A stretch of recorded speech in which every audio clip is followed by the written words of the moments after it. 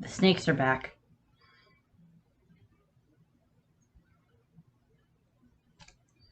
Rattlesnake. We're going to put this on the bed. We're going to see how quickly Brenda comes up and see if she attacks it or anything. I hope not. I have done props really in a video since she arrived. At least not major props that are on the bed. You have her rope over in the corner, though. This one is going to be the first in kind of the 3-set series that's going to be about the Amazon Lily Empresses that we are aware of. So this would be, of course, this one will be about Gloriosa / Granny Neon, and then Shakuyaku, aka Shaki, and then Boa Hancock. So I'll be going through those 3, but there's enough information about each of them. I figured they each get a separate video, although certain aspects of information about them kind of overlap, given information that, with information that we are given throughout the course of the story. Certain parts of their stories overlap and intertwine in various ways. So I'll be going over those. So first off, this one, as I said, is going to be about Gloriosa, who is also mostly referred to as Granny Neon, and I'll probably go back and forth throughout them, throughout the video about what to call her. And she is the Empress of Amazon Lily that was the Empress 3 generations ago, because it goes Gloriosa, Shakuyaku, Empress that we are unaware of, and then Boa Hancock. And, there's the unknown Empress who had the love sickness. Do not eat the snake. You can have your rope, but don't eat the snake. You can have rope. Okay, do you want me to move the snake? No snake there. No more snake. You has that rope. You has rope. Pretty girl. She's like, fine, you won't give me the snake? I leave. Well, you're not gonna chew on the stuffed snake. It's not a toy for you. It's not a Brenda toy. It's a mommy toy. It's a mama toy. So, yeah, we know that Gloriosa is the furthest back Empress that we are aware of. I know that because of Nefeltari D. Lily, we believe that, a lot of the fan base is like, oh, Amazon Lily, Queen Lily of, Alabasta, that maybe there's a connection there, that there's a possibility that maybe after she left Marie Joie and may have been responsible for the poneglyphs ending up all over the world, depending on certain circumstances, or, there's theories that go with that. But which at whatever point in time we get more information about Lily, I'll do another video about that. But for the time being, there's a lot of people that have the theory, and I mentioned it back when I did my Lily video, that she may have been the founder of Amazon Lily, or it may have been founded by someone who knew her and gave it the name to carry it on. So she wouldn't be 100% forgotten. That is possibly what happened. But until we're given confirmation about that, I'm not really going to put that as headcanon yet. In regards to, of course, what we know about Amazon Lily is that it is within the Calm Belt. It is an island that has, giant snake carved mountains, or at least it did until S-Hawk came along and sliced them off. But we don't know when it was founded. I made a little timeline showing some of the events that we are aware of for Amazon Lily. We don't know when it was founded. I could not find anything that indicated how old Gloriosa was. Shakuyaku is, I believe, Shaki is, I believe, 64, is, I believe, what I found in my research. And then, of course, Boa Hancock is, I believe, 31.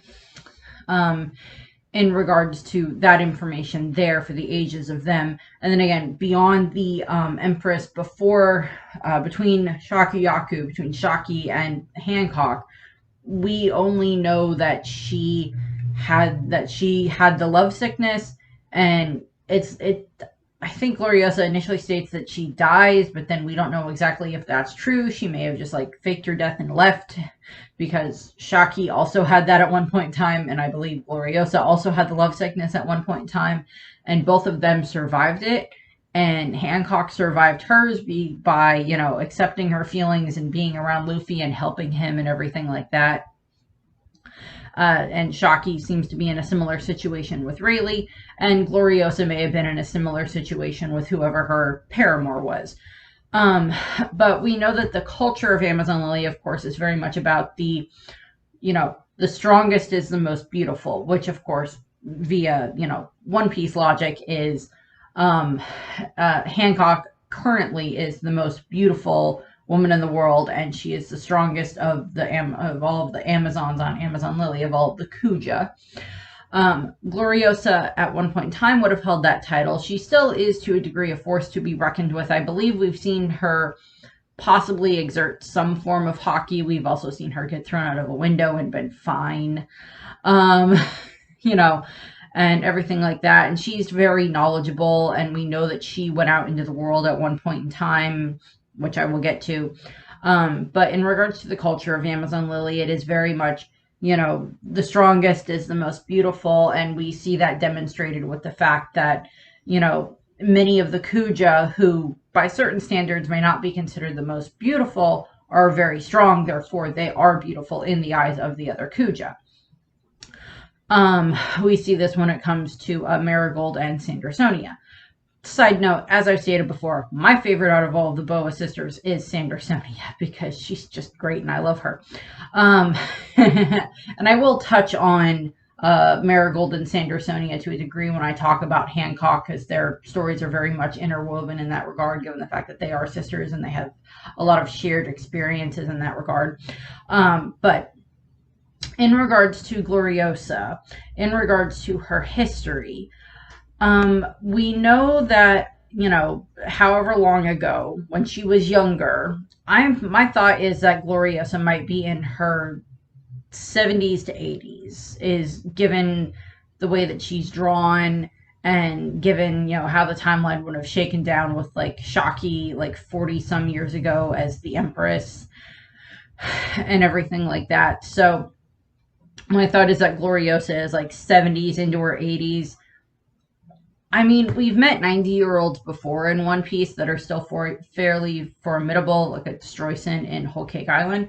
So I guess there's a possibility Oda could reveal that Gloriosa is actually in her like 90s. And, she reigned as the Empress for a while, and then eventually she got the love sickness. And she ended up she left the island because she knew that it had killed several of her predecessors. So she's like, okay, well, I'm going to leave the island. And it is pretty much hinted that she ends up spending, however much amount of time off of the island with whoever it was she fell in love with. I mean, it's stated, it's like Luffy is supposedly like the only man that's ever actually landed on, Amazon Lily and survived. But we've also seen, the Heart Pirates and Jinbei have been there, and Rayleigh is currently there at this moment and stuff. So my thought is that in the past there's been other men that have ended up on the island and that the Kuja have interacted with, or that Gloriosa probably at one point in time, while she was sailing around as the captain of the Kuja pirates on whatever the predecessor to the perfume Yuba was, that she probably ended up meeting either another pirate, could have been a marine also, we don't know, but fell in love, got the love sickness, and decided that it was better to go and be out in the real world, or not out in the real world, but out in the outside world, with the man she loved. And for all we're aware, she stayed with him for however amount of time, however many numbers of years. Eventually, either maybe he died, or they no longer were in love, or something. We're not sure. I saw a theory at one point in time that like Gloriosa was Yamato's mother, and I'm like, no, I don't see that happening. No, timelines don't really seem to line up for that one very well. That was before we had some Shakuyaku information. But And also Kaido would have been much too young to be around Gloriosa at that point in time, because like her time frame would have been at least 50 years ago to 60 years ago that she would have been, the Empress at the time. And she probably didn't become the Empress until she was in her possibly early to mid 20s, if not a little bit later than that, depending on, the strength of the previous Empress, because it's not a hereditary title that gets passed down. It's whichever Kuja can prove themselves to be the strongest out of all of the others.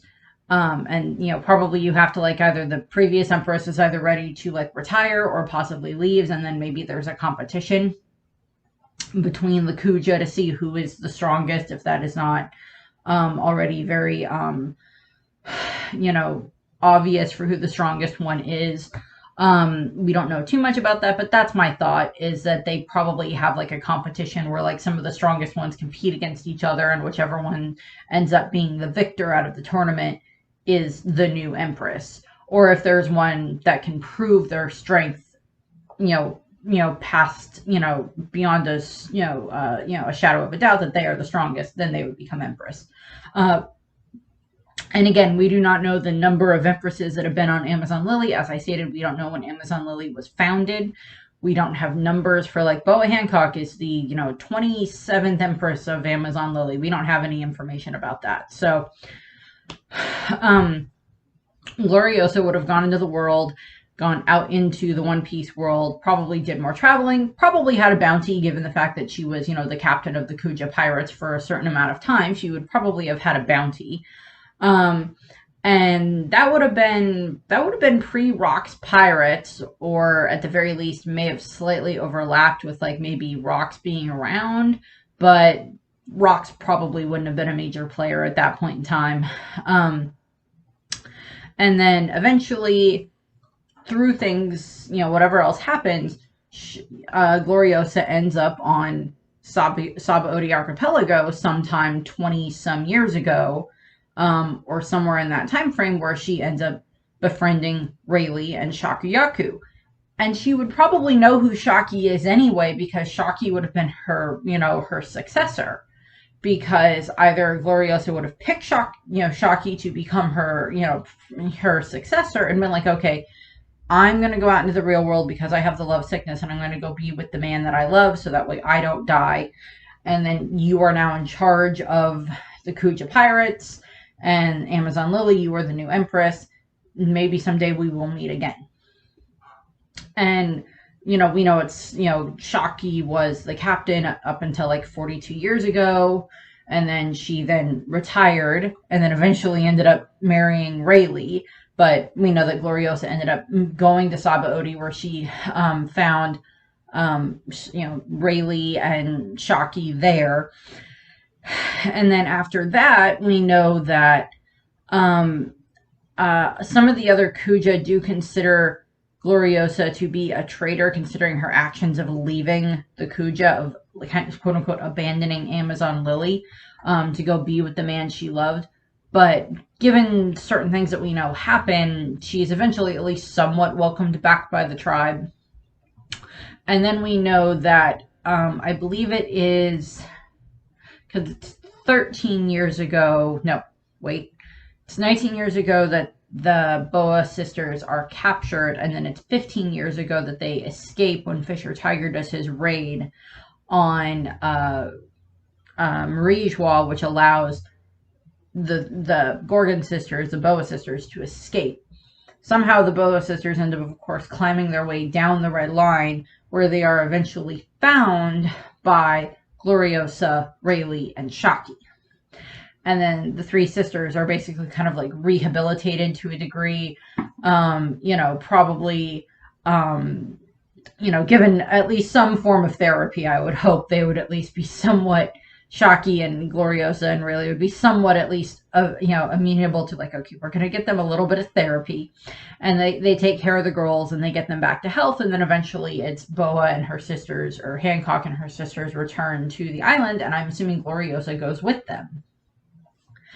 Shaki and Rayleigh, of course, stay on Sabaody, but and then it's I believe it's 13 years ago when Hancock and her sisters would have returned to Amazon Lily. And in that time frame, I do think Gloriosa just went with them. I think it's also like stated that she kind of adopted them to a degree.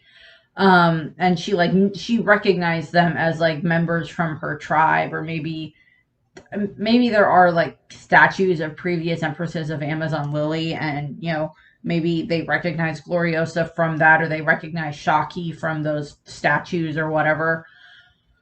And that's how the Boa sisters figured out who they were, variations of like figuring out who each other are. And then of course Gloriosa kind of, adopts them and takes them under her wing and takes care of them, and probably ends up helping them come up with the story about like, oh, the three sisters were away for so long because they had to fight the Gorga and they fought Medusa, and then they eventually got, after they killed her, they were cursed with her eyes on their back, which is why they have their powers. Because like Wano, Amazon Lily is fairly isolated, and they don't have a whole lot of outside information about like devil fruits and things like that. I know there was a theory at one point in time that maybe the Mero Mero no Mi, the love fruit that Hancock has, may have been something that was passed down from empress to empress. But given the fact that 2 of the last 3 empresses are still alive, and neither of them have devil fruits that we are aware of, I was going to say, I don't know if we've ever seen Shaki or Gloriosa in the water. But I would have thought if they had a devil fruit by now, it may have been introduced. But then again, we've never actually really seen Shaki fight. So hopefully we get to see that at some point in time. I would also like to see Gloriosa get a few punches on someone that shows up and tries to attack either Amazon Lily or something else later on. But what ends up happening is, of course, Gloriosa returns to the island with Boa and her sisters. I always refer to her as Boa, with the Boa sisters. And Boa becomes empress, and then that's 13 years ago, and then they're part of the island and everything like that. And then it would have been 11 years ago is when Luffy arrives on Amazon Lily. And Luffy, of course, lands there thanks to, Kuma, and eventually what ends up happening is Gloriosa ends up recognizing that he is a man. She recognizes it pretty quickly when she sees him, when he's passed out and everything. And she's like, oh no, that's a man. And then they lock him up and everything. And, via stuff that happens, we also know that even though she is still slightly welcome within the tribe, Gloriosa is also somewhat, again, they still kind of see her as a traitor, but she brought Hancock and her sisters back to the island and kept them safe, and helped them return home and everything. So they're like maybe somewhat forgiven. Hancock may have done something of like, she is allowed to live here on the island and you are allowed to interact with her, but she is still to a degree a traitor to our people because she followed her heart and fell in love with a man. Irony, hypocrisy. And what ends up happening is, of course, Gloriosa ends up, Gloriosa is one of the Kuja that actually likes to pay attention to what's going on in the world. And she, she's reading the newspaper and she recognizes Luffy from the newspaper. And she's like, that's who he is.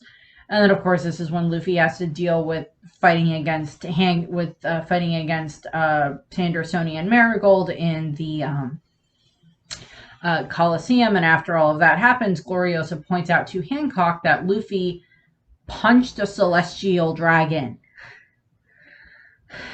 But prior to that, when we have Hancock and her sisters returning, Gloriosa is trying to discuss things with Hancock because this is, of course, Hancock is being asked to come to Ace's execution, and in order to do, because she's a warlord. And Gloriosa's like, well, you have to keep your title as warlord to help protect our island, or else the Marines are going to show up and try to cause trouble again. You can only do so much before they're going to start attacking us again. And you need to go to this execution and show them that your loyalty is to the Marines. Yeah, that backfires. And We also see it that Hancock just like literally is like picking her up, yelling at her, and then throws her out a window. And then Gloriosa is fine because Gloriosa. Um, she lands carefully on the ground and she's okay. But Gloriosa is not immune to, of course, Hancock being like, but I'm cute and pretty. And Gloriosa's just like, ah, wait a second, what is wrong with me? We also have this funny moment where Gloriosa is trying to be like a gypsy telling Hancock's fortune to try to scare Hancock into doing what she wants, into going to the execution, and that's just funny. And Gloriosa is trying to give Hancock warnings and everything like that. I was like, you have to stay on the good side of the world government, or they're going to revoke your warlord status and start causing us trouble again, and that's not good for your people. Eventually, of course, everything happens with Luffy, and Gloriosa is kind of one of the ones that helps Hancock figure out that Luffy punched the Celestial Dragon, and then helps Hancock get a little bit more familiar with Luffy, and Gloriosa is there when Hancock is showing Luffy, or the hoof of the dragon that's on her back, and having that whole conversation, and Luffy getting familiar with that, and all of that happens there. And then we have the moment where Luffy's just having fun running around, with the rest of the Kuja and everything like that after they have their big feast and everything, and he's kind of like winning over all the Kuja. He then ends up sitting where Gloriosa is, and he sees that she's reading the newspaper. And he sees Ace's picture on the newspaper, and this is when he finds out that Ace is going to be executed.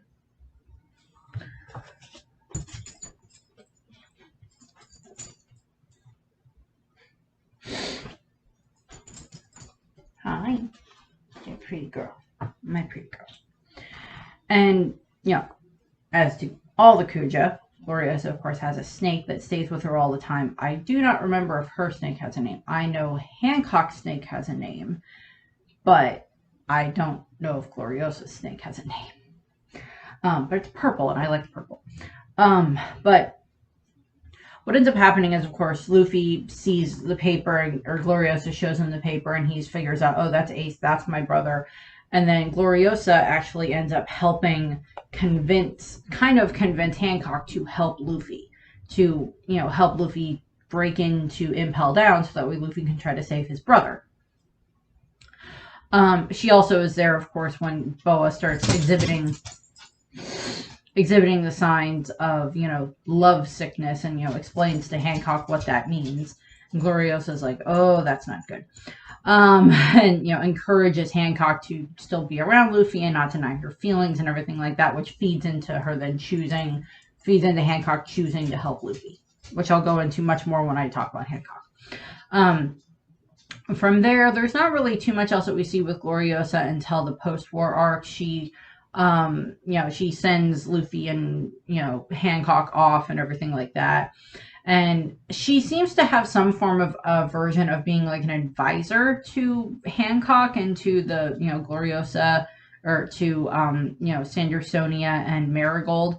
Gloriosa seems to be some kind of an advisor to a degree, or having some form of that position, since she is allowed in the palace, and Hancock seems to like consult her for information or stuff like that. Then again, I mean, Gloriosa isn't necessarily the oldest Amazon that we see, because we do see a few other Kuja that seem to be pretty decent in age, or, pretty aged up, but they're, being helped, the island is designed to help take care of the elderly as well, because like, these are warriors that have fought for the island before, that have fought for our tribe, that are our mothers and grandmothers in that regard and everything like that. And most people in the tribe, most of the women in the tribe, refer to Gloriosa as Granny Neon or Elder Neon, because she talks like a cat sometimes, I guess. But once we get into the post-war arc, there's bits that we see. Gloriosa, of course, knows Rayleigh, which is where we get this, introduction that Rayleigh and Gloriosa help, and Shaki help, take care of the girls and everything like that after everything that happened at Marijois, after them escaping Marijois and everything. And we see that interaction there. And Gloriosa kind of She tries to shoo away the heart pirates, I believe, when they first show up. And then it's like, oh no, they have Luffy with them and they're treating Luffy and everything. So we have that. Um, and she's, kind of observant with everything that happens with Luffy and, all of that stuff. And, um, she is, of course, I believe she's there when they leave Luffy and Rayleigh on Ruskina. Um, for their whole training and everything like that, so they can train. We see that Gloriosa and Rayleigh get along well, which is nice. And as opposed to how Boa and or how Hancock and Rayleigh get along, which is funny. But so we get a bunch of that. I am going to mention a little bit of what happens during the time skip where we have like the non-canon film 3D2Y, where we see Luffy is part of the way through his training, and then everything happens with Burndy World and the Boa sisters, Marigold and Sandersonia get kidnapped, and Gloriosa tries, tries to convince Hancock to go and save her sisters, or I don't remember if she tries to advise Hancock against trying to save her sisters and having the world government help, or if there's something else that happens. But Gloriosa is involved in that and everything. And so they're, able to, so Gloriosa is involved in that, but that's like kind of non-canon. But like 3D2Y, for the way that they kind of design it, is fairly good for being canon, or can fill in a few of the gaps. But then back into actual canon, where we have the Return to Sabaody arc, where we see Gloriosa is there when Hancock and her sisters go to Ruskina to pick up Luffy and take him to Sabaody and such, after the 2 years are up and all of his training is complete. And Gloriosa is, she's happy to see Luffy. And via, of course, their interactions with Luffy, some of the other Kuja, Marigold, Sandersonia, Hancock definitely, Margaret, and a few of the others have warmed up a bit to men, but it's mostly just Luffy that they are okay with. I mean, they were somewhat friendly to the Heart Pirates when they were there, and Jinbei, but not leaps and bounds as nice as they are to Luffy, because of course everybody, all of the Kuja on the island are well aware of the fact that Hancock is in love with Luffy, and they want to do what they can to try to help encourage that, because it makes her happy and because Luffy has proved himself to be an ally of theirs. From there, of course, Gloriosa is, I believe, with them when they take Luffy to Sabaody, and then wishes him goodbye and good luck and everything like that. And Boa or Hancock, of course, keeps trying to get Luffy to marry her. And Gloriosa, anytime Luffy does something, Hancock is like, oh, that's a proposal. And Gloriosa's like, no, it's not. It's not a proposal. He shook your hand. It's not a proposal. He ate lunch. There's a big difference. And then we don't really get too much. We get during the from the decks of the world, the 500 million man arc, which is when Luffy, after Dressrosa, when he gets his new bounty there, and he, after he's defeated Doflamingo and everything like that, we see Gloriosa, watching as Hancock sees the new bounty, and they have like this big poster of Luffy put up, and so Gloriosa's there for that. And then, of course, again, non-canon stuff here, but we have it that during film Red, we do see at the end of it, during like the end credits and everything like that, where we're getting like cuts all over the world to see these other people that are still listening to Uta's songs and everything like that, where they're all listening to the Where the Wind Blows. We see Gloriosa there singing along with the song, with the Gorgon sisters watching her. Seeing Hancock's reaction to like Uta hugging Luffy and everything like that would have been priceless. That would have been very, very funny. But so there's that little bit there. Again, it's non-canon, but I really liked Film Red. Yes, I have issues with stuff in Film Red, but for the most part, I liked it. Mostly Shanks's parenting style.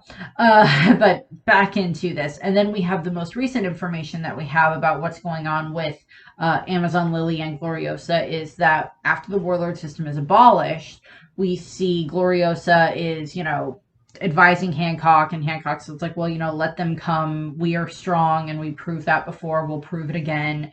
And then, of course, we know that the Marines show up, and Blackbeard shows up, and the Seraphim show up, and that there's this whole big battle that happens on Amazon Lily itself, where we're introduced to S Snake and S Hawk, and this whole concept of the Seraphim and everything, and where, Hancock is almost taken prisoner by Blackbeard, but of course Rayleigh and Shockey show up, and they are able to get Blackbeard to leave. They still, Kobe ends up becoming, Blackbeard's hostage and everything, which leads into other stuff with Garp and everything. But, it's like after they've left, we see Gloriosa there still talking with Rayleigh and Shockey, as like Rayleigh kind of seems to be comforting Hancock after everything that just happened. And of course, this is where we get the reveal about Shockey being, a former Empress of Amazon Lily and everything. But there's not too much else there. We haven't gotten any other additional information at the moment. We may not get any other additional information about that until after the Egghead Island arc is over. Or at the very least until a bit closer to the end of Egghead Island, so we'll see what happens there. In regards to trivia, so Gloriosa, as is stated with most of the other Amazons on Amazon Lily, her name is based off of a type of flower that comes from Zimbabwe, and it is a protected plant within Zimbabwe. I do not know why, but it is a very protective plant there. It is also found in India as well, and is the national flower of Tamil Elam. I don't know what that means. I'm sorry.